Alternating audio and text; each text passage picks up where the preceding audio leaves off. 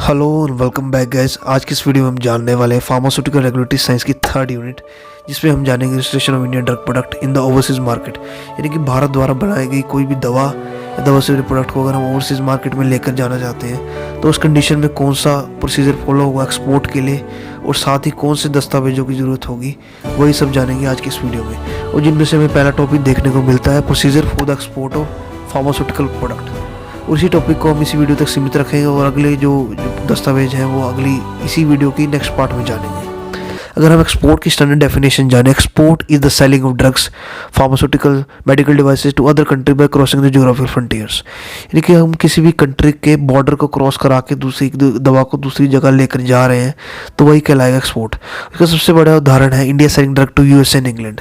यानी कि अगर हम भारत यूएसए इंग्लैंड जैसी कंट्री को अपनी कंट्री दवा सप्लाई कर रहा है तो उसे हम कहेंगे एक्सपोर्ट। एक्सपोर्ट से हमें क्या फ़ायदा मिलने वाला है? Export earns the country a lot of foreign exchange. हमारी जीडीपी ऐड ऑन करेगा, इकोनॉमिक ग्रोथ करेगा, फॉरेन एक्सचेंज को कंट्रीब्यूट करेगा, इसलिए हम एक्सपोर्ट कर रहे हैं दवा को। एक्सपोर्ट और इंपोर्ट का इंग्लिश में शाब्दिक अर्थ देखें, एक्सपोर्ट होता है निर्यात, इंपोर्ट होता है आयात। फ्रेंड्स, अगली स्लाइड क्या कहती है? India is the largest supply of generic medicine globally.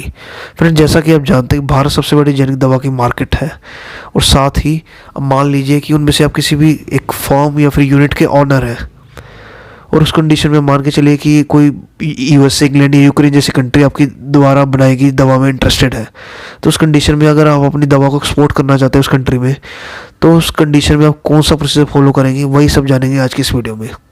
थोड़ा प्रिसाइजली बोलूँ या थोड़ा एक हाइपोथेटिकल एग्जांपल दूँ आपको। मान लीजिए सीरम इंस्टीट्यूट ऑफ इंडिया हमारा एक कोविशील्ड बना रहा है, भरपूर मात्रा में कोविशील्ड बना रहा है। उस कंडीशन में यूक्रेन गवर्नमेंट अपनी सिटीजन्स को वैक्सीनेट करना चाहता है ताकि वो कोविड से बच सके। उस कंडीशन में वह खुद इतनी भरपूर मात्रा में बना नहीं पा रहा है वैक्सीन, तो उस कंडीशन में भारत द्वारा बनाई गई वैक्सीन में डिपेंडेंट है। तो उस कंडीशन में आप कौन सा प्रोसीजर फॉलो करेंगे ताकि आपकी वैक्सीन यूक्रेन पहुंच सके, तो वही सब जानेंगे आज की इस वीडियो में। सेकंड पॉइंट क्या कहता है? India is the one of the lowest manufacturing cost in the world, it is lower than that of USA and almost half of Europe. इनके भारत सबसे सस्ता देश है दवा को बनाने में, तभी यूएसए और इंग्लैंड जैसी कंट्री हमारी दवा में इंटरेस्टेड है। फ्रेंड्स, जनरल प्रोसीजर क्या है एक्सपोर्ट का? सबसे पहले हम जानेंगे फ्लो चार्ट के माध्यम से। सबसे पहले आपको apply for the import export code, यानी कि इंपोर्ट एक यूनिक नंबर होगा, उसके लिए अप्लाई करना होगा। उसके बाद फिर आप रजिस्टर करेंगे प्रोडक्ट को जिस कंट्री में लेकर जाना चाहते हैं। कंट्री में आपने रजिस्टर कर दिया, उसके बाद हम जो अप्रूवल लेंगे डीजीसीए से, जो सीडीएससी को रेगुलेटरी बॉडी है ड्रग्स की, उसका जो मेन ऑफिशियल है उससे हम अप्रूवल लेंगे कि हम अपनी दवा को एक्सपोर्ट करना चाहते हैं। और फ्रेंड, उसके भी बाद हमें फाइनलाइज करना होगा शिपिंग मेथड के, किसके द्वारा, किस माध्यम के द्वारा हम अपना प्रोडक्ट एक्सपोर्ट करेंगे। For this you can choose trader, exporter, supplier of the pharmaceutical product. उसके बाद हम ऑर्डर लेंगे, यानी कि जिस भी कंट्री हमारी दवा को इंपोर्ट कराना चाहती है उन कंट्री के द्वारा हम एक परचेज ऑर्डर लेंगे, यानी कि पीओ लेंगे।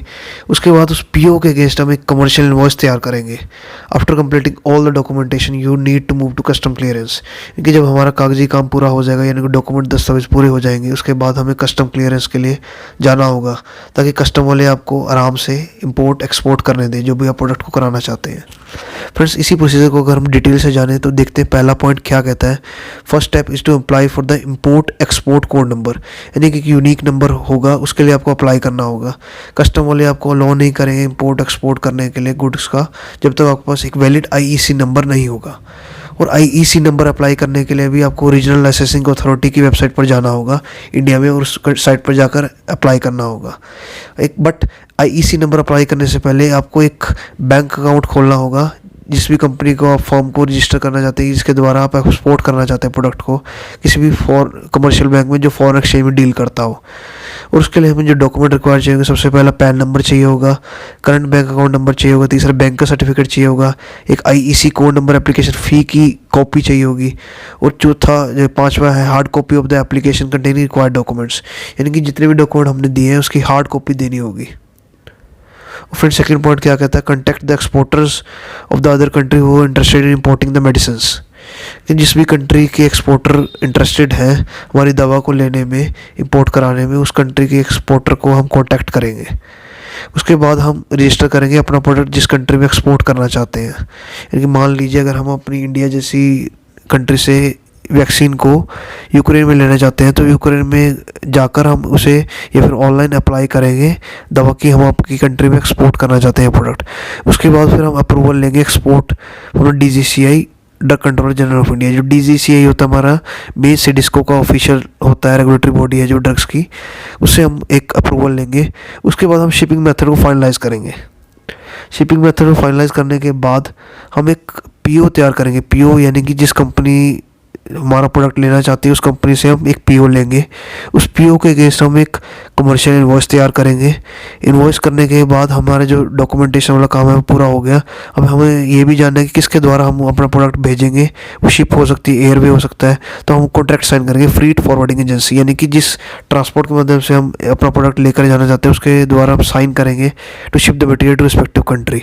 After completing all the documentation you need to move custom clearance. Custom clearance आपको करनी होगी, उसके बाद ही आप एक्सपोर्ट कर सकते हैं। तो इस कस्टम क्लियरेंस के लिए आप या तो एजेंट अपॉइंट कर सकते हैं या खुद ब खुद कस्टम क्लियरेंस के लिए आप वेबसाइट पर जाकर अप्लाई कर सकते हैं। उसके बाद आखिरी और अंतिम पॉइंट क्या कहता है, after getting the clearance the pharmaceutical product will be shift to importing country. उसके बाद आप अपनी जो भी प्रोडक्ट या दवा से जुड़ा कोई भी प्रोडक्ट देना चाहते हैं उसके बाद जा सकता है प्रोडक्ट, क्योंकि आपके दस्तावेज पूरे हो चुके हैं। तो friends, this is all about the export of pharmaceutical product. Hope so you like the video. Thank you so much.